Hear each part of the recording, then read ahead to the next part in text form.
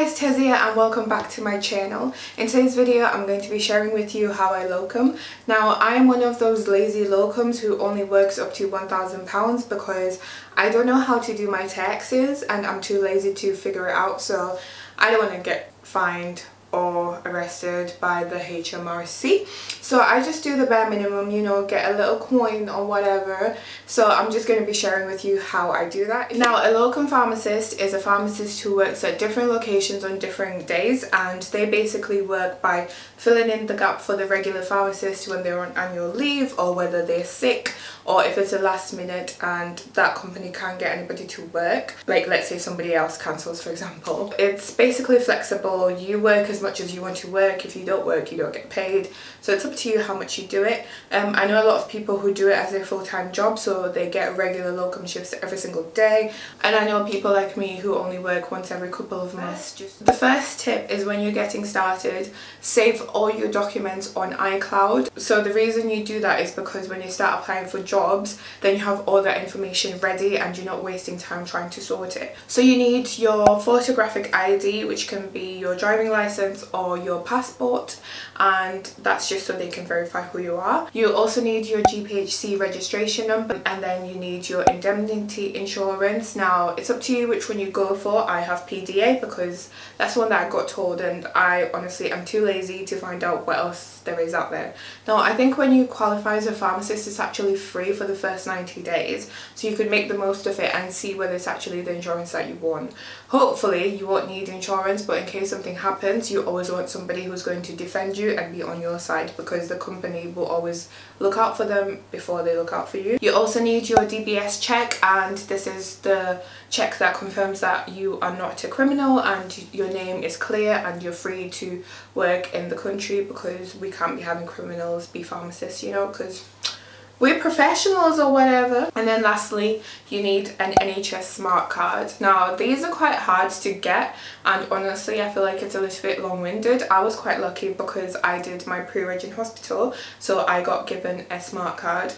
I actually don't know how you go about getting one, so yeah, good luck with that. Now that you have all those basic requirements, you then need to do a little bit of training before anyone will actually hire you on. Most of the training can be found on the CPP website, which I will link in the description below, and basically this is children and safeguarding, or dementia friends. You also need the new medicine service qualification. You need your DMS training, which is fairly new, and it's a discharge medicine service training which has replaced the medicines use review. You need repeat dispensing, risk management, children's oral health, and the CPCS, which is the 111 referral thing.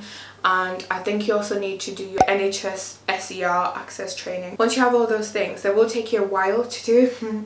Have fun.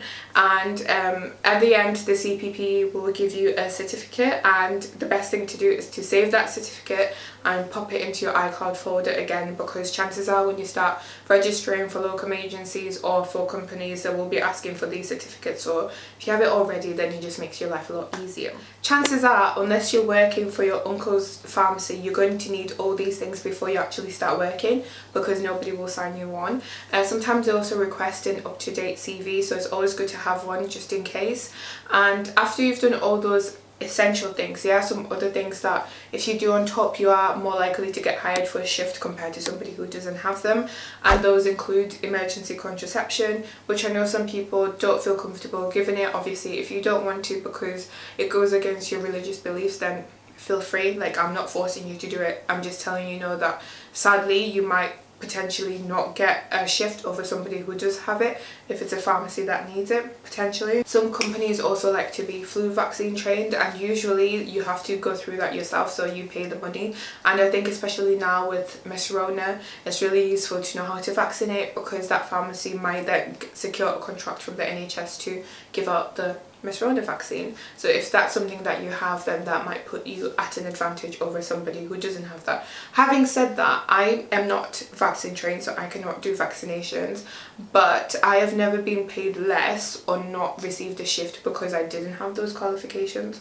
So just putting it out there, it is good to have, but I don't think you get paid more money for it. They might ask you also to declare that you can provide the minor ailment scheme and smoking cessation. Again, I've never been asked these, but potentially you might be more likely to get a shift over somebody who doesn't have them. Now that you've got all your documents and all your certificates ready, the next thing is dispensing systems. Now a lot of companies have different dispensing systems, which is really annoying because when I started locuming I only knew Boots because I'd only done my pre-reg at Boots, and when I worked at an independent pharmacy before, they used the same system as Boots, so I'd never been exposed to ProScript. I'm not even sure what it's called that Boots uses. Whatever system Boots uses, that was the only system I'd been exposed to. So in the beginning it was quite difficult. I think once I volunteered for a late shift, I was like, oh, if I start on a late shift then it probably won't be too busy and I can familiarise myself with being the responsible pharmacist without the extra burden.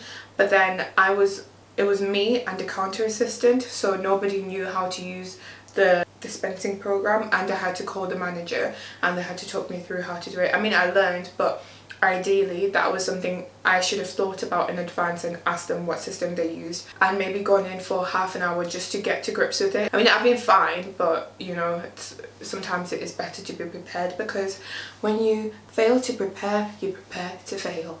Also, I've heard. Now, I'm signed up to one locum agency that allows me access to the Boots shifts, because if you want to work with Boots you have to do it through an agency. I don't know why. I know some people think that it's better to be signed up to a locum agency because they can sort things out for you when things go wrong, and it's easier to get shifts because there's more shifts because there's more companies.